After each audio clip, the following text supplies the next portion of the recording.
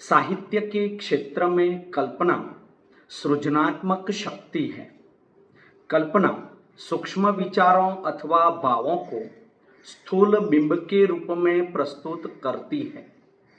यद्यपि विश्व साहित्य के स्वच्छंदतावादी युगों में कल्पना को सर्वाधिक महत्वपूर्ण स्थान प्राप्त हुआ था, किंतु स्वच्छंदतावादोत्तर काल में बिंब ही महत्वपूर्ण काव्य तत्व के रूप में गृहीत है। इस व्याख्यान में मैं डॉक्टर अशोक पटेल बिंब और बिंब विधान अर्थात इमेज और इमेजिज्म के विषय में समग्रतया चर्चा करने का यत्न करूंगा। बिंब के विषय में समझने के लिए सबसे पहले बिंब का अर्थ समझना आवश्यक है। बिंब का शाब्दिक अर्थ चित्र, रूप अथवा आकृति है। मनोविज्ञान में बिंब इंद्रियों द्वारा गृहीत अनुभवों का प्रतिबिंब माना गया है। बिंब शब्द अंग्रेजी के इमेज शब्द के पर्याय के रूप में ग्रहण किया जाता है।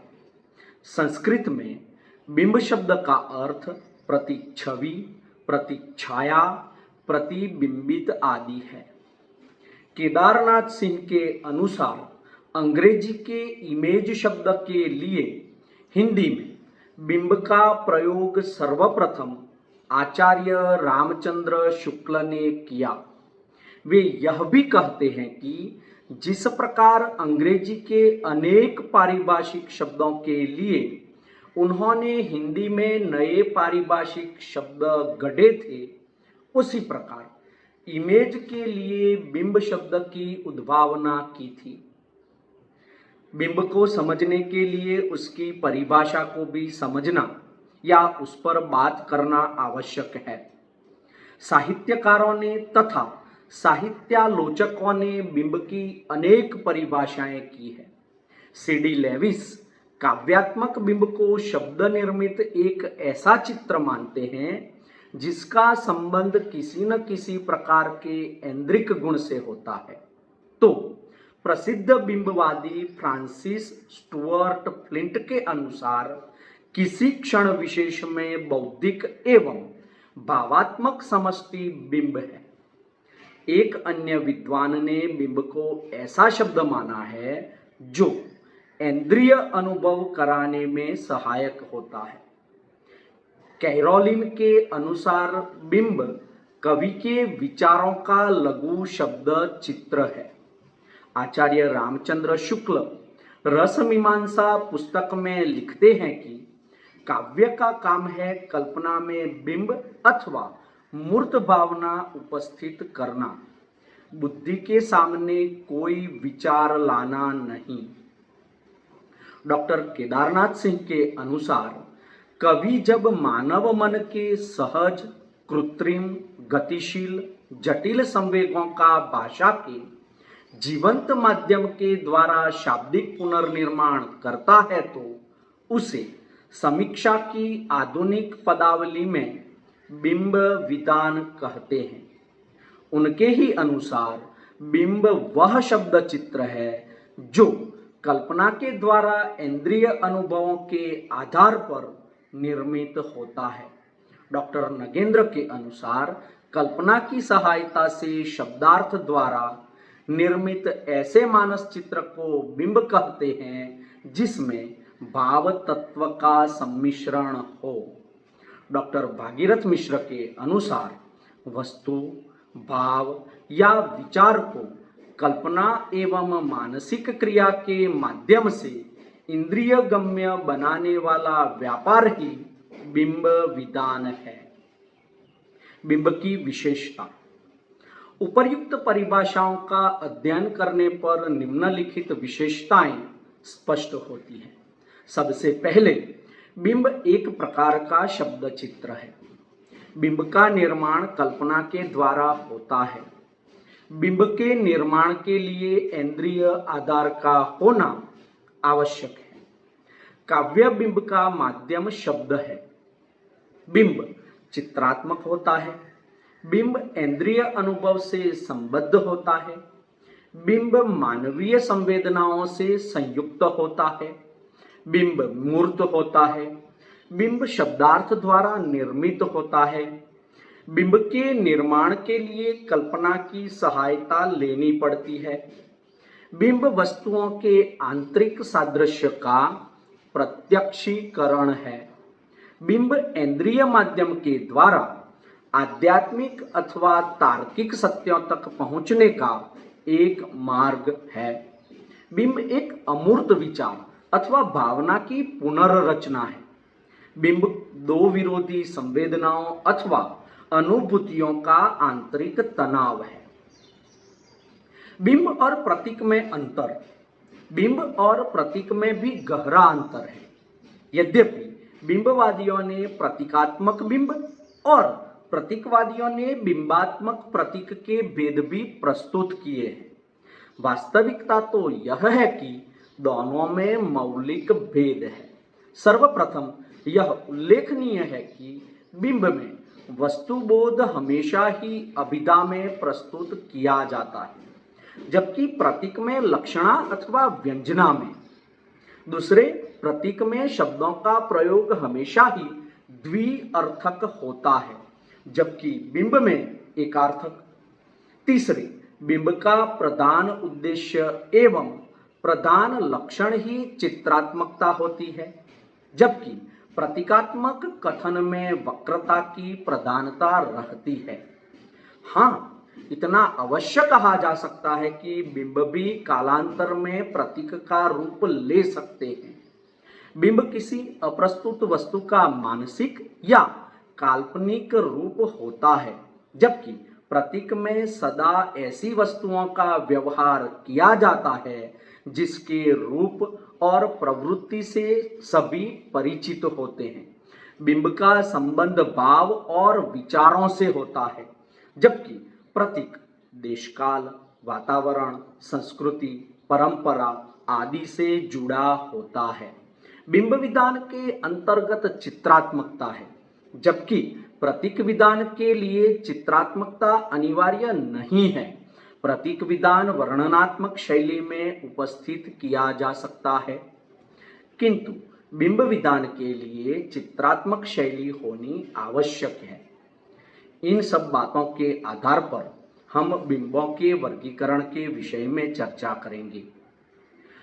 पाश्चात्य काव्यशास्त्र अधुनातन संदर्भ में लिखा है कि बिंब के पश्चिमी विद्वानों ने इतने भेद किए हैं कि साहित्य के समग्र तत्व ही बिंब में समाहित कर दिए हैं। हिंदी में पश्चिम के इस प्रभाव के आधार पर बिंब के कुछ भेद द्रष्टव्य है, यथा सरल बिंब, तात्कालिक बिंब, विशृंखलित बिंब, प्रतिमा शून्य बिंब, रूपकात्मक बिंब, आंतरिक बिंब, आलंकारिक बिंब, प्रतीकात्मक बिंब आदि। इन बिंबों के आधार पर इसी तरह ही इंद्रियों के आधार पर बिंब के 5 भेद किए गए हैं। घ्राण परक बिंब, स्वाद परक बिंब, ध्वनि परक बिंब, चाक्षुष परक बिंब एवं स्पर्श परक बिंब। वस्तुतः ये सभी भेदोपभेद भ्रामक है, आलोचकों का कोरा बुद्धि विलास है, क्योंकि अपने सही एवं वास्तविक रूप में बिंब चाक्षुष ही होता है। इन बिंब भेदों की भ्रामकता की ओर संकेत करते हुए डॉक्टर गणपति चंद्र गुप्त ने लिखा है कि ये भेद न केवल अनावश्यक है, अपितु कहीं कहीं तो बिंब के मूल स्वरूप के भी प्रतिकूल है। डॉक्टर नगेंद्र ने स्थूल रूप से बिंब को 5 वर्गों में रखा है। ये 5 वर्ग इस प्रकार है: दृश्य, श्रव्य, स्पर्श, घ्रातव्य और रस्य। ये 5 इंद्रियों से संबंधित है। दूसरा, लक्षित और उपलक्षित, ये कवि की कल्पना से संबंधित है। तीसरा, सरल और संश्लिष्ट, घटना, प्रसंग या वस्तु से संबंधित है। चौथा, खंडित और समाकलित, ये भी घटना, प्रसंग या वस्तु से संबंधित है। वस्तुपरक और स्वच्छंद, ये यथार्थ और कल्पना से संबंधित है। डॉक्टर नगेंद्र ने बिंब विधान को 3 सोपानों में विभाजित किया है। ये 3 सोपान है: अनुभूति का निर्वैयक्तिकरण, साधारणीकरण और शब्दार्थ के माध्यम से अभिव्यक्ति। डॉक्टर केदारनाथ सिंह के अनुसार सामान्य बिंबों की 3 कोटियां निर्धारित की जा सकती है। ये 3 कोटियां हैं: आदिम बिंब, पौराणिक बिंब और निजंदरी बिंब। यह तीनों बिंब छायावादी कविता में सरलता से मिल जाते हैं। आदिम बिंबों की प्रस्तुति का सर्वोत्तम उदाहरण जयशंकर प्रसाद की कामायनी है। तो पौराणिक बिंब का श्रेष्ठ उदाहरण राम की शक्ति पूजा और कामायनी है। निजदरी बिंब वाली प्रमुख कविताएं पंत की गुंजन और पल्लव है। पौराणिक कथाओं की भांति निजंदरी कथाओं का संबंध भी लोक कल्पना से ही है। पौराणिक कथाएं धर्म और सामाजिक विश्वास के साथ अनिवार्यतः संबद्ध होती है, जबकि निजंदरी कथाओं का संबंध मानवेतर विश्वासों और रहस्यों से होता है।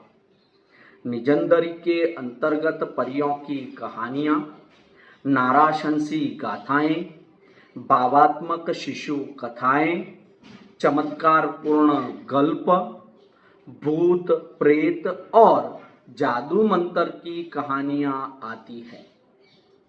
डॉक्टर केदारनाथ सिंह ने बिंब विधान को 8 वर्गों में विभाजित किया है, जो इस प्रकार है: सज्जात्मक बिंब, छायात्मक बिंब, घटनात्मक बिंब, मिश्रित बिंब, उदात्त बिंब, नाद बिंब, अमूर्त बिंब, प्रतीकात्मक बिंब। डॉक्टर भागीरथ मिश्र द्वारा किया गया बिंबों का वर्गीकरण निम्न प्रकार से है। इंद्रिय बिंब, इसके अंतर्गत 2 भेद आते हैं: दृश्य बिंब, अन्य संवेद्य बिंब। दृश्य बिंब के 2 भेद हैं: वस्तु बिंब और व्यापार बिंब। वस्तु बिंब के भी 2 भेद हैं: अलंकृत बिंब, सहज बिंब। व्यापार बिंब के 5 भेद हैं: एक कृषि, सांस्कृतिक, गोचारण, यांत्रिक और 5वां है दैनिक जीवन। दैनिक जीवन के 3 भेद हैं: एक मनोरंजन संबंधी, आवश्यकता संबंधी, प्रणय संबंधी। डॉक्टर भागीरथ मिश्र के अनुसार बिंब के प्रमुख कारक अथवा तत्व 4 हैं: कल्पना, ऐन्द्रिक, सार्थक शब्द और स्मृति।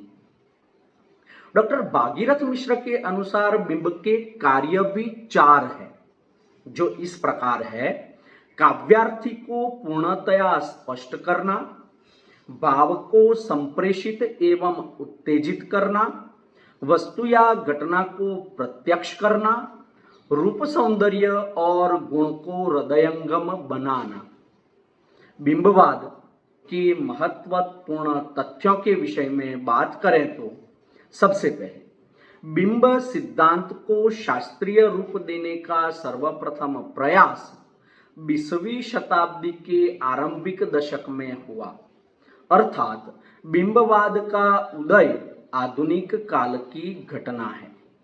बिंबवाद आरंभ हुआ इंग्लैंड में पतनोन्मुख रोमांटिक कविता की अति अलंकार प्रधानता के विरोध में।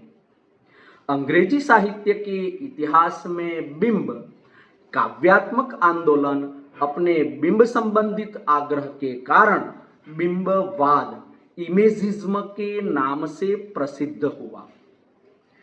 टी.ई. ह्यूम के द्वारा 1908 ईस्वी सन में प्रथम घोषणा पत्र प्रकाशित हुआ, जिसमें बिंब को कवि कर्म की चरम उपलब्धि माना गया।